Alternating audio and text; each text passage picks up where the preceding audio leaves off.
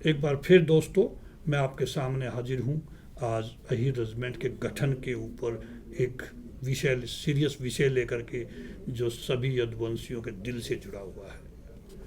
मैं सबसे पहले अपील करूँगा कि जो 4 तारीख का धरना शुरू कर रखा है हमने, उसमें हम सब लोग वहाँ पे बढ़ चढ़ कर हिस्सा लें और अपनी मांग को मजबूती से सरकार के सामने रखें। शांतिप्रिय ढंग से हम धरना प्रदर्शन जारी रखेंगे।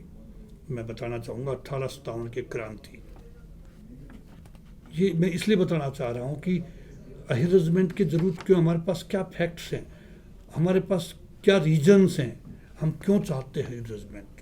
पहली बात, जिस कौम की नाम पे कोई आर्मी ना हो, चाहे वो कितना ही सूरवीरता दिखाएं, उनकी कहीं गिनती नहीं होती, जैसा हमारे साथ में हुआ है।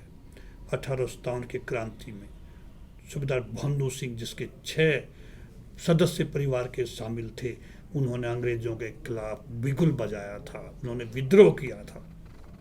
वो एक कारण था, अंग्रेजों को खटक रहा था बुरी तरह से। उसके बाद में राव गोपाल देव, राव तुलाराम ने भी नरसिंहपुर के मैदान में उनके दांत खट्टे किए थे अंग्रेजों के। वो उनके जहन में रहा आखिरी समय तक, जब वो हिंदुस्तान छोड़कर गए। एक बार तैयारी भी हो गई थी रेजिमेंट देने की, आगरा में ट्रेनिंग सेंटर की बात हुई थी, लेकिन एक कर्नल साहब थे अंग्रेज, उन्होंने कहा कि नहीं, अहीरों को अलग रेजिमेंट मत देना, ये लोग काबू में नहीं आएंगे, ये बहुत बहादुर कौम है और हमारे लिए इन पर कंट्रोल करना मुश्किल हो जाएगा। 1857 में हुए प्रथम सेना पुनर्गठन में कुल 6 इन्फेंट्री रेजिमेंटों में अहीर 2 रेजिमेंटों में 25-25% थे। कितनी संख्या थी। और आज हम केवल कुमाऊं रेजिमेंट में 25% हैं। उसके बाद में हैदराबाद रेजिमेंट बनी, उसमें भी उनके 3 बटालियंस में 33% अहीर, 33% जाट तथा 33% कुमाऊनी थे। उसमें भी हमारी संख्या काफ़ी थी, लेकिन अगेन जब हैदराबाद रेजिमेंट को मिक्स करके इन्होंने कुमाऊं रेजिमेंट बनाया, उसमें हमारी भागीदारी 25% रखी केवल। प्रथम विश्व युद्ध में अहीरवाल के जवानों की बात करूं, 19,400 सैनिकों ने भाग लिया था, जो अविभाजित भारत में जनसंख्या में सैनिकों के अनुपात में सबसे ज़्यादा थे। जिसमें मैं यहाँ जिक्र करना चाहूँगा 247 जवान अकेले कोसली से थे, जिसमें से 6 तो वापिस भी नहीं आए। द्वितीय विश्व युद्ध में अगेन अहीरों की भागीदारी बहुत बड़ी रही, 38,000 से ज़्यादा सैनिकों ने भाग लिया था, जो एक बहुत बड़ी संख्या थी उस समय। आज लगभग 10 रेजिमेंट जाति व क्षेत्र के आधार पर ऐसी हैं जिनकी प्रथम व द्वितीय विश्व युद्ध में या तो एक भी सिपाही नहीं था या अहीरों से नफरी कम थी। ये भेदभाव क्यों किया जा रहा है? उन रेजिमेंटों के लोगों ने अंग्रेजों का साथ दिया होगा, इसका मतलब ये रहता है वो जाने से पहले इन कौमों के रेजिमेंटों को खड़ा कर गए और अहीरों को इससे वंचित कर गए। आज़ादी से पहले उन्हीं जातियों और क्षेत्रों की रेजिमेंट अंग्रेजों ने बनाई जिन्होंने अंग्रेजों का साथ दिया था, और आज़ादी के बाद उन्हीं क्षेत्रों की रेजिमेंट बनी जिन्होंने हमारे देश के खिलाफ अलग होने की बात कही थी, जिसमें खासकर Naga regiment, Kumaon scouts, Ladakh scouts शामिल हैं। जब हम उनके पास में RTI डालते, जवाब यही आता है कि 1947 के बाद में कोई ऐसा उदाहरण नहीं है जो किसी जाति या किसी क्षेत्र के नाम पर रेजिमेंट बनी हो। आज़ादी से पहले और बाद में अहीर सैनिकों ने हर युद्ध और मोर्चों पर अपने अदम्य साहस और वीरता का परिचय दिया तथा जिसमें बड़े बड़े उन्होंने जो हाईएस्ट जो गैलेंट्री अवार्ड से वो भी हासिल किए। विक्टोरिया क्रॉस, परमवीर चक्र, अशोक चक्र, महावीर चक्र और वीर चक्र, शौर्य चक्र, कीर्ति चक्र में बात करूं तो बहुत लंबी लिस्ट है, वो संभव नहीं है आज बताना।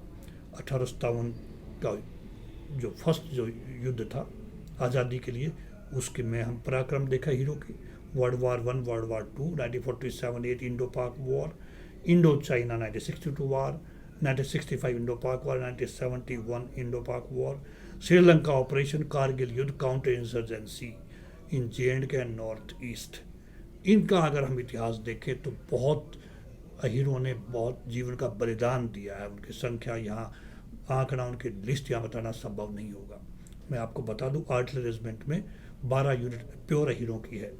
उन रेजिमेंटों का, उन यूनिट्स का रिकॉर्ड इस 71 की लड़ाई देखो, 65 की लड़ाई देखो, इतिहास उठा के देखो आप।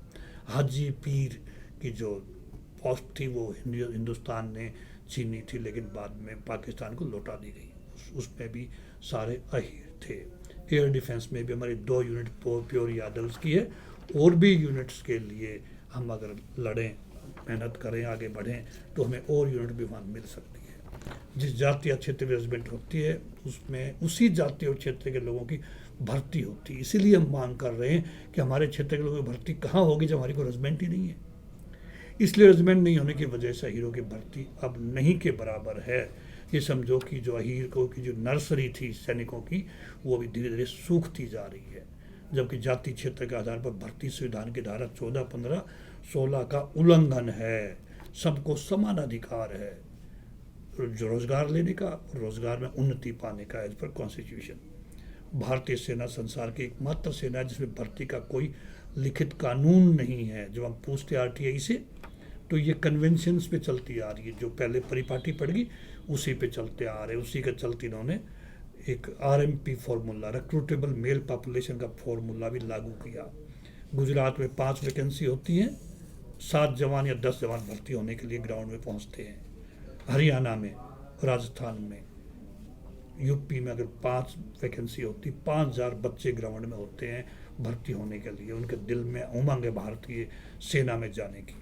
भारतीय सेना में हमेशा हीरो के सैनिक बलिदान के इतिहास को लोगों ने कम आंका है, और उन्होंने कुचेष्टा होती रहती है कि इनको हम कम से कम दिखाएं इनकी बहादुरी।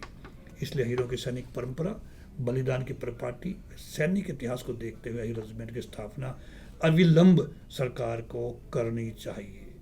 अगर ऐसा नहीं होता है तो हम सैनिक होने के नाते मैं ये नहीं कहना चाहता, लेकिन ऐसा न हो तो क्षेत्र और जाति पर आधारित रेजिमेंट और भर्ती प्रणाली को भी समाप्त किया जाए, यानी जो RMP फॉर्मूला है वो ख़त्म कर दिया जाए। जो योग्य है, जिनमें जज्बा है, उन लोगों को आगे आकर के फौज में भर्ती करना चाहिए। हीरो रेजिमेंट बनने से मेरे दोस्तों 10,000 बच्चे हमारे सालाना भर्ती होंगे अगर ये रेजिमेंट हमें मिल जाती है तो। सैनिक स्कूल, मिलिट्री स्कूल, RIMC जैसे संस्थानों में सैनिकों के बच्चों के लिए कुछ सीट आरक्षित है, उसमें भी हमें ज़्यादा ज़्यादा भागीदारी मिलेगी। हमारे ज़्यादा बच्चे सैनिक स्कूल में जाएंगे, ज़्यादा बच्चे अधिकारी बनेंगे। राष्ट्रपति बॉडीगार्ड में तो हीरों की जगह ही नहीं है, वहाँ केवल 3 जातियों को भर्ती किया जाता है। वहाँ ऐसा क्यों? सेंट्रल आर्मर्ड पुलिस फोर्स में भी हमारे जवान ज़्यादा जाएंगे, क्योंकि उसमें भी पूर्व सैनिकों का आरक्षण है और हमें ज़्यादा सीटें मिलेंगी अगर हमारी रेजिमेंट बन जाती है तो। वही हाल है स्टेट पुलिस का। हरियाणा पुलिस लो चाहे दिल्ली पुलिस लो, ज़्यादा जवान भर्ती हो, क्योंकि उसमें भी आरक्षण है। सेना से हमारे जवानों को राष्ट्रीय स्तर पर खेलों में भाग लेने के भी अवसर बढ़ेंगे अगर अपनी रेजिमेंट अलग बन जाती है तो। सभी यदुवंशियों से मेरा निवेदन है वो ध्यान दें इन बातों के ऊपर, और मैं चाहूँगा अपने जनप्रतिनिधियों को इसके ऊपर नोट्स बना करके दें ताकि संसद में रेजिमेंट के मुद्दे को ठीक ढंग से उठा सकें, ताकि हमारे सरकार समझ सके और इस पर गौर कर सके। मैं उन सभी भाइयों को जो इस स्ट्रगल में हमारे साथ हैं, जो जुड़े हुए हैं रेजिमेंट की मांग उठाने में, पूरे देश के यदुवंशियों को मैं धन्यवाद करता हूँ। मैं खासकर सांसद महोदयों का धन्यवाद करता हूँ। मैं विधायकों को धन्यवाद करता हूँ जिन्होंने विधानसभा में भी ये मुद्दे उठाए हैं। गैर अहीर जाति के भी विधायकों ने मुद्दा उठाया है। मैं उन सभी का धन्यवाद करता हूं जो 4 फरवरी से खिड़कीडोला टोल प्लाजा के पास में अनिश्चितकालीन धरने पर बैठे हुए हैं, जिन्होंने अपना घर बार छोड़ रखा है, जो धन भी खर्च कर रहे हैं और अपना समय भी दे रहे हैं। मैं उनका भी धन्यवाद करूंगा। उम्मीद करता हूं हमारे सांसद और बेहतरीन तरीके से इस मुद्दे को उठाएं, और सारे सांसद पॉलिटिकल डिफरेंसेस भूल करके इकट्ठे होकर एक दिन सांसद में से वॉकआउट कर दें इस मुद्दे के ऊपर। ये मेरी उन सांसदों से उम्मीद है जो आज भारत की सबसे बड़ी पंचायत में हाजिरी दे रहे हैं, जो बैठे हुए हैं। इन्हीं शब्दों के साथ मैं फिर हाजिर हूँगा इसी विषय पे और नया वीडियो लेकर के। आपका बहुत बहुत धन्यवाद इस वीडियो को देखने के लिए। जय हिंद।